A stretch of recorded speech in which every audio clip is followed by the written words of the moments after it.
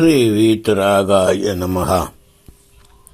ஜெயின பாரதம் தொடர் எண் 33. வணக்கம் பவ்யர்களே. நேற்றைய தொடரிலே பாண்டவர்களின் நண்பர்கள் மற்றும் உடன் பிறந்தவர்கள் அந்த துரியோதனாதியர் அவர்கள் மற்றும் சகுனி கூட போலித்தனமாக புலம்பிக் கொண்டிருந்தார்கள். தீயிலே மடிந்து போனவர்களுக்காக இவ்வாறு உள்ளம் மருகி அழுது நின்ற யாவரும் பாண்டவர்களுக்கு செய்ய வேண்டிய இறுதி கடன்களை முறையாக செய்து முடித்த பின்னர் மீளா சோகத்துடன் தத்தம் இடங்களுக்கு திரும்பினார்கள். பாலோடு கலந்த நீர் பாலின் நிறத்தை மட்டும் பெற்றுக்கொள்ளும், ஆனால் சுவையிலே மாற்றமில்லாமல் இருக்குமா? பாண்டவர் மறைவுக்கு துரியோதனன் தான் முழுமையாக காரணமாக இருந்தவன் என்கிற செய்தி எவ்வாறோ நாட்டு மக்களிடையே காட்டு தீ போன்று பரவியது. இதனாலே மன்னனுக்கு அந்த மக்கள் அனைவரும் மன்னன் மீது அளவு கடந்த வெறுப்பு வளர்ந்தது. அதிகார செருக்கு படைத்திருந்த துரியோதனனுக்கு எதிராக வாய் திறக்கவும் அஞ்சி அனைவரும் வாய்மூடி மௌனிகள் ஆகிவிட்டார்கள். சூரியன் உலக உயிர்களுக்கு நன்மைகளை அதிகமாக தருபவன் என்றால் கூட சில சமயம் அவனது கடுமையான வெப்பத்தினாலே வருந்துகிற மக்கள் அவனை வழிபாடு செய்யாமலா இருக்கிறார்கள். குருகுலத்து அரசர்களாகி குவலயம் காத்தவரையிலே இவனுக்கு ஒப்பான கொடியவர் இந்த நாள் வரை இருந்ததாக யாரும் கண்டதும் இல்லை, கேட்டதும் இல்லை என்று மாந்தர்களாலே பரவலாக பேசப்பட்ட பழிச்சொல் பல அண்டை நாடுகளிலும் பரவத் தொடங்கியது. இவ்வாறு இருக்கையிலே மகத நாட்டு மன்னனும் திரிகண்டாதிபதியாக விளங்கியவனுமாகிய ஜராசந்தனுக்கு கூட இந்த செய்தி எட்டியது. யதுகுல அரசர் யாவரும் தனது வலிமைக்கு அஞ்சி எரியிடை புகுந்து உயிர் விட்ட செய்தியினாலே உளம் பூரிப்பு அடைந்திருந்த அவனுக்கு யதுகுலத்து நண்பர்களாகிய பாண்டவரும் தீயிலே மடிந்தார்கள் என்கிற இந்த செய்தி அளவற்ற மகிழ்ச்சியை ஊட்டியது. தனக்கு தோழனான துரியோதனது நற்காலத்தை எண்ணி மனதிற்குள்ளே அவனை வியந்து கொண்டான்.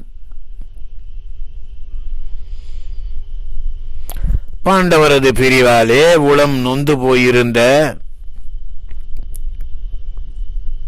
காங்கேயர் என்கிற பீஷ்மர், துரோணர், விதுரர் ஆகிய மூவரும் தம்முள்ளே கூடி முடிவு செய்தவாறு மன்னனுக்கு தெரியாமல் ஒரு தூதுவன் மூலமாக துவாரகையிலே இருந்த வாசுதேவனுக்கு இந்த செய்தியை தெரிவிக்கும் ஓலை ஒன்றை அனுப்பினார்கள். அந்த ஓலையிலே யதுகுல திலகனே, கொடுமையே உருவான துரியோதனன் பாண்டவர்களின் பராக்கிரமங்களை பார்த்து அழுக்காறு கொண்டு அவர்கள் மீது எல்லையற்ற பொறாமை மிகுதியினாலே அவர்கள் பால் பொய்யான அன்பை காட்டி அரக்கு மாளிகையிலே அவர்களை வசிக்கச் செய்து தாயான குந்தியுடன் சேர்த்து எரித்து விட்டான். உனது அன்பென்கிற தடத்திலே மூழ்கியிருந்த நெருங்கிய பந்துக்களான அவர்கள் அனைவரும் கார்த்திகை மாதம் தேய்பிறை அஷ்டமி நாளன்று எரியிடை மறைந்து போனார்கள். தடுக்கப்படுவார் யாருமின்றி துஷ்ட துரியோதனன் தன் கொடுமைகளை வளர்த்து கொண்டு திரிகின்றான். அவனை தண்டிக்கக்கூடியவர் யாரும் இல்லை. ஆகவே அரசரேரே, உனக்கு தகுதியானவற்றை இனி நீ செய்வாயாக. நாங்கள் உனக்கு இந்த செய்தியை அறிவிப்பவர்களே தவிர எங்களாலே வேறொன்றும் செய்வதற்கு இல்லை என்று வரையப்பட்ட அந்த ஓலையினை யதுகுல திலகன் வாசுதேவனுக்கு அனுப்பி வைத்தார்கள். தன்னிடத்திலே சேர்ப்பிக்கப்பட்ட ஓலையிலே வரையப்பட்டிருந்த அந்த வாசகங்களை படித்த அளவிலேயே கிருஷ்ணன் ஊழி காற்றைப் போல பொங்கி எழுந்தான்.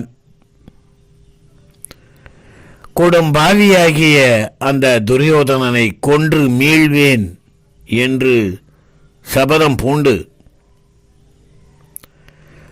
ரதகஜ துரகபதாத்தி என்கிற 4 வகை படைகளுடன் போருக்கு புறப்பட ஆயத்தமானான்.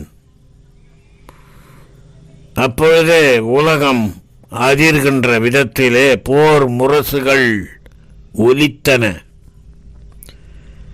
இந்த சமயத்திலே வாசுதேவனின் சித்தப்பாவாகிய உக்கிரசேனன் விரைந்து வந்து வாசுதேவனை தடுத்து நிறுத்தி அவனை நோக்கி, வேந்தனே, நான் சொல்வதை கேட்பாயாக. காய்ந்து போன சிறு புல்லுக்கு இணையான துரியோதனன் இடத்திலே நீ இவ்வளவு கோபத்தையை காட்ட வேண்டிய அவசியமே இல்லை. ஆயினும்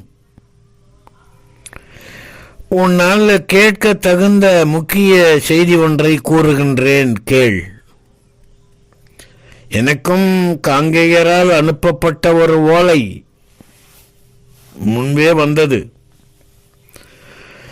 அந்த ஓலையிலே நாம் வசிப்பதே தெரியாத வெகு தொலைவில் இருப்பதனாலே நாம் இறந்து விட்டதாக எண்ணி துரியோதனனும் ஜராசந்தனும் ஒருவர் மீது ஒருவர்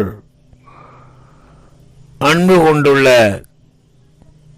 கேண்மையினாலே தமக்குள் அரசியல் பொருளாதார தொடர்புகளை ஏற்படுத்தி கொண்டு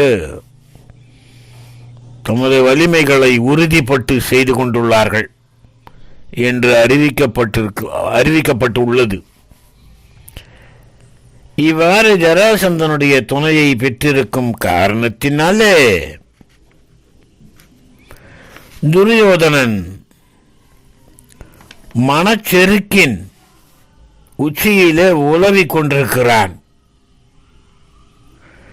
மந்திரவாதியினுடைய மாயத்தினால் எலிகளும் பாம்புகளும் விளையாடுவது போல கீரியும் பாம்பும் நட்பு பாராட்டுவது போல மேலும் ஒன்றையும் நாம் எண்ணி பார்க்க வேண்டும். ஸ்ரீ நேமி பகவானின் பிறந்த தின வைபவத்தின் போது இந்த நகரத்திற்கு வந்து சென்றிருக்கின்ற அந்த அயல்நாட்டு அரசர்கள் மூலமாக யதுகுலத்தவர்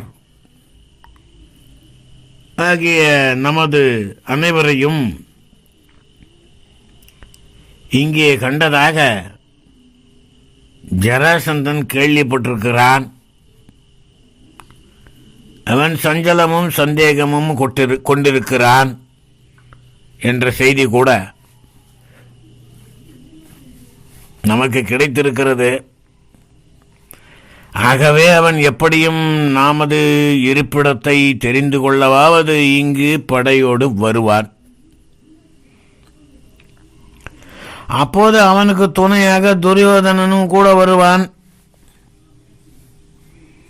அவ்வாறு அவன் வரும் சமயத்திலேயே அந்த போர்க்களத்திலேயே அவனுக்கும் சேர்த்து ஒரு முடிவு கட்டிவிடலாம்.